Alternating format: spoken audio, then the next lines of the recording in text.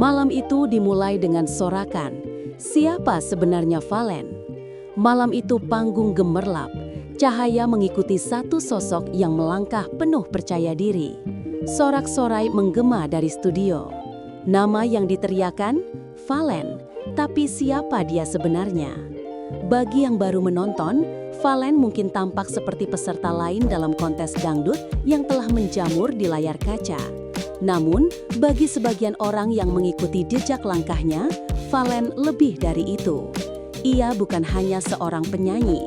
Ia adalah simbol dari perjalanan panjang, perjuangan sunyi, dan suara yang membawa rasa. Dalam hitungan menit, Valen berhasil menguasai panggung. Tidak dengan trik visual atau efek panggung canggih, tapi dengan kekuatan vokalnya yang mentah dan emosional. Vokal khas dangdutnya menyusup ke telinga dan langsung mengunci perhatian. Ada yang berbeda. Saat kamera menangkap sorot matanya, kita bisa melihat lebih dari sekadar penampilan panggung.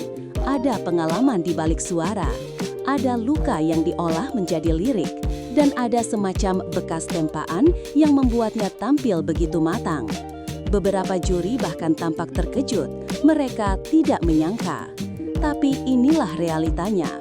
Valen muncul bukan untuk memperkenalkan diri. Ia muncul untuk membuktikan sesuatu. Pertanyaannya kini adalah, apa yang sedang ia buktikan dan kepada siapa? Jawabannya, seperti kisah bagus lainnya, tidak langsung diungkapkan malam itu. Balasan-balasan lagu, strategi atau sinyal yang lebih dalam. Satu hal yang mencuri perhatian malam itu adalah momen balas-balasan lagu antara Valen dan Mila, dua kontestan yang mulai menyedot fokus publik. Valen membawakan lagu yang dibalas oleh Mila, dan seperti adu pantun yang dibungkus lirik, balasan itu seperti menyimpan pesan tersembunyi. Dalam dunia kontes dangdut, membalas lagu bukan hanya soal showmanship. Itu bisa menjadi kode, sebuah respons artistik terhadap sesuatu yang tidak selalu diucapkan secara langsung. Mila membawakan lagu dengan pesan emosional, lalu Valen datang dengan versi yang terasa seperti jawaban. Apakah ini kebetulan atau isyarat? Beberapa juri sempat menyinggung ini dalam komentar mereka. Mereka menyebutnya sebagai momen balas budi musikal. Tapi lebih dari itu, para pengamat musik yang hadir menangkapnya sebagai bentuk komunikasi tersirat. Dua penyanyi bertukar emosi dalam bentuk nada, dan penonton menyerapnya tanpa sadar, terseret dalam tensi yang semakin dalam. Namun, dalam balutan ketawa-ketiwi panggung, ada lapisan kompetitif yang tidak bisa diabaikan. Bukan tidak mungkin, momen itu adalah bagian dari permainan halus untuk menunjukkan superioritas vokal. Atau bisa jadi, ini hanya dua hati yang sedang menyuarakan perasaan lewat lagu, dan kamera hanya menangkap setengahnya. Tapi publik menyukai misteri, dan misteri itulah yang membuat tayangan ini bukan sekadar pertunjukan, melainkan teka-teki terbuka. Suara Valen, ketika dangdut dan pop bertemu dalam satu tubuh. Salah satu juri malam itu, secara mengejutkan, mengakui bahwa mereka awalnya tidak percaya Valen bisa menyanyikan lagu pop dengan baik. Alasannya, karena suara Valen terlalu dangdut, kental, klasik, dan sangat khas genrenya. Tapi malam itu, Valen justru menyanyikan lagu pop, dan hasilnya mengejutkan semua orang. Alih-alih terdengar canggung atau memaksakan diri, Valen justru menciptakan warna baru. Lagu pop yang biasanya ringan menjadi lebih menyayat. Setiap lirik terasa lebih dalam, seolah-olah ia tidak sedang menyanyikan, tapi menceritakan. Dan dalam dunia hiburan yang sering dibanjiri imitasi, orisinalitas seperti itu adalah harta karun. Perpaduan antara teknik klasik dangdut dengan dinamika pop menciptakan suara yang sulit dilupakan. Valen tidak hanya menyanyikan lagu, ia memberi lagu itu tubuh baru. Seperti baju lama yang dijahit ulang, ia menjadikan setiap nada relevan untuk generasi baru tanpa kehilangan akarnya. Juri menyebut penampilannya sebagai warna baru dalam pop dangdut.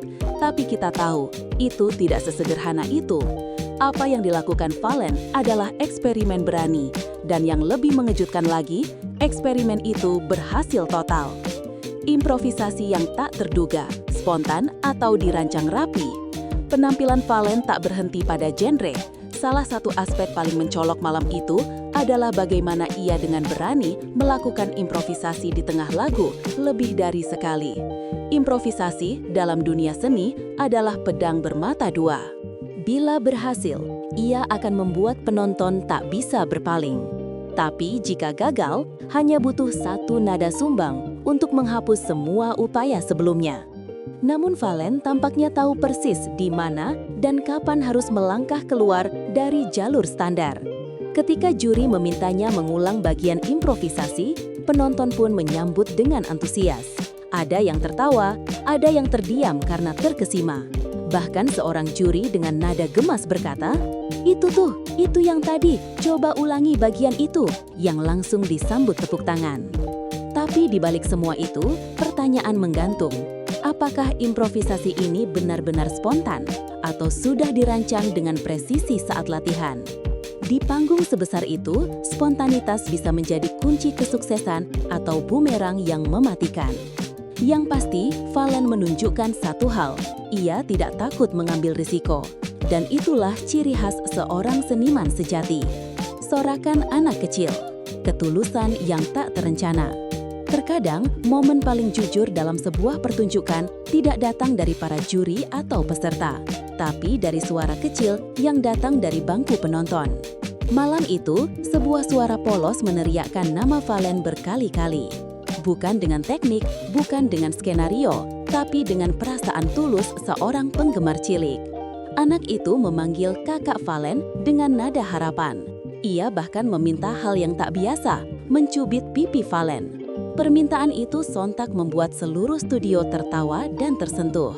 Bahkan juri yang dikenal keras pun tak bisa menyembunyikan senyumnya. Valen merespons dengan senyum dan gestur manis, memperlihatkan sisi lain dari dirinya. Bukan sebagai bintang panggung, tapi sebagai sosok yang bisa dicintai secara manusiawi. Dalam dunia hiburan yang sering dipenuhi pencitraan, ketulusan seperti ini menjadi barang langka. Momen itu tidak hanya menjadi highlight di panggung, tetapi juga viral di media sosial. Penonton mengunggah cuplikan dengan caption seperti, "Inilah alasanku mencintai Valen, dan si kecil lebih jujur dari semua voting."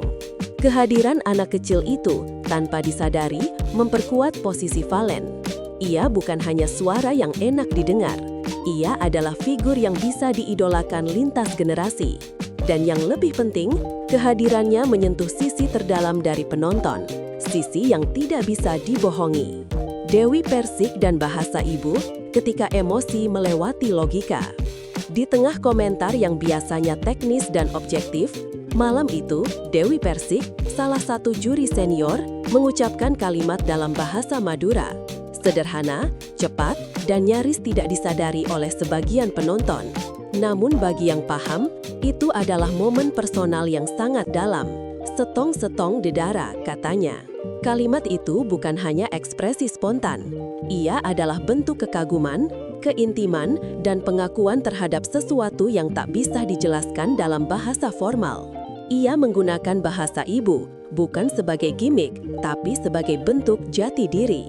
Mengapa ini penting? Karena dalam dunia kompetisi nasional, bahasa daerah sering disisihkan. Tapi malam itu, bahasa lokal justru menjadi medium penghormatan. Dewi Persik, yang mungkin melihat refleksi dirinya dalam sosok Valen, tak bisa menahan ekspresi emosionalnya. Penonton pun menangkap sinyal ini. Ada yang bersorak, ada yang terdiam, tapi hampir semua tahu bahwa malam itu, Dewi Persik tak lagi hanya berperan sebagai juri.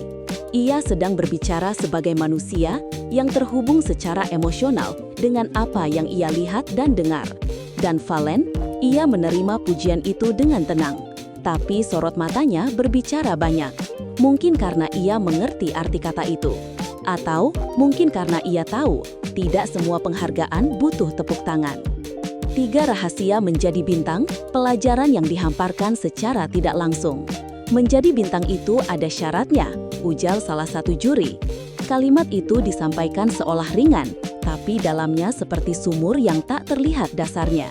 Malam itu, juri tak hanya menilai, mereka mengajar.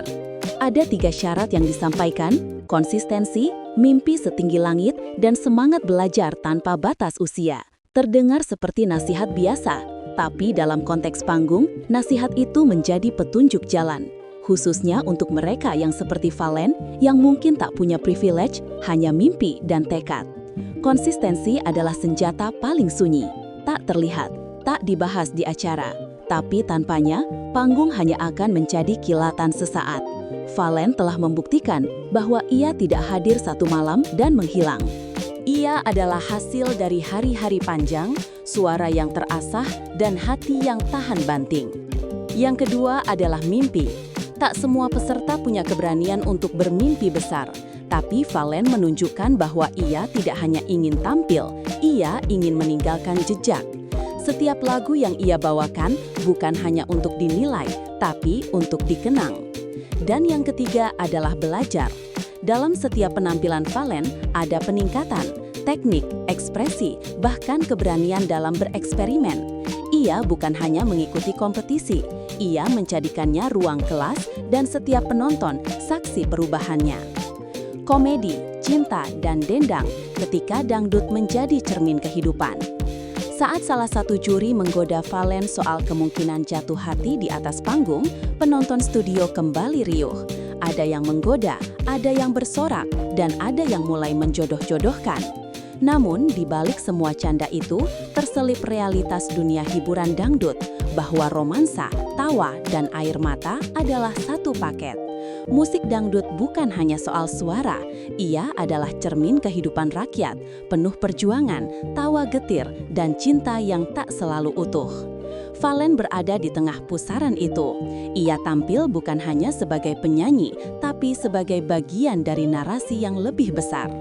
Kadang ia jadi simbol kekuatan perempuan, kadang jadi target gombalan lucu, tapi ia tetap berdiri dengan martabat. Ketika seorang anak kecil mencium pipinya dari kejauhan, itu bukan gimmick, itu adalah gambaran bagaimana penyanyi bisa menjadi bagian dari kehidupan orang lain. Seperti keluarga, seperti kakak, seperti idola yang tidak menjauh. Malam itu, panggung tidak hanya menyuguhkan kompetisi, tapi menyajikan potongan-potongan cerita manusia yang jujur, jenaka, dan menggugah. Sisi yang tidak tertangkap kamera, di balik gemerlap ada sunyi. Tidak semua yang terjadi di atas panggung bisa dilihat mata kamera. Kadang, ekspresi lelah, kadang, tangis yang cepat dihapus sebelum jeda iklan. Dunia kompetisi tidak ramah, ia menuntut sempurna setiap saat. Valen, dengan semua gemilangnya, bukan tanpa beban. Ada tekanan untuk selalu memukau, ada ekspektasi dari juri, kru, bahkan jutaan pasang mata di rumah. Tapi, ia tetap melangkah, seolah tak ada apa-apa. Dan justru karena itulah, publik percaya padanya. Panggung adalah tempat yang indah dan kejam sekaligus.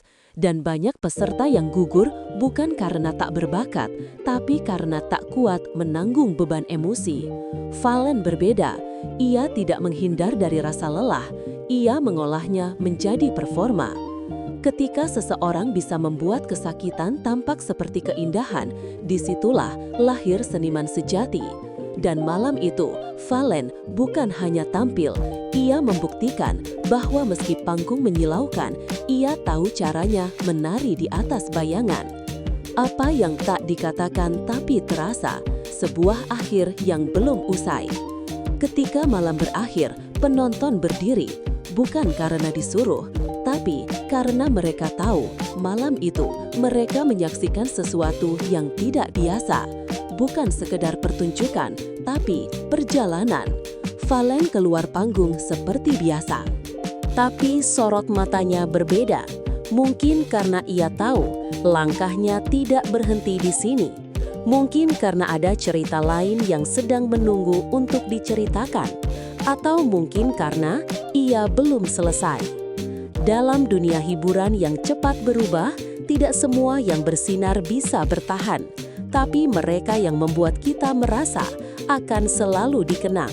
Dan Valen malam itu membuat kita semua merasa tertawa, terharu, dan berharap. Dokumenter ini bukan penutup, tapi pembuka, karena kisah Fallon masih berjalan. Dan seperti semua kisah yang baik,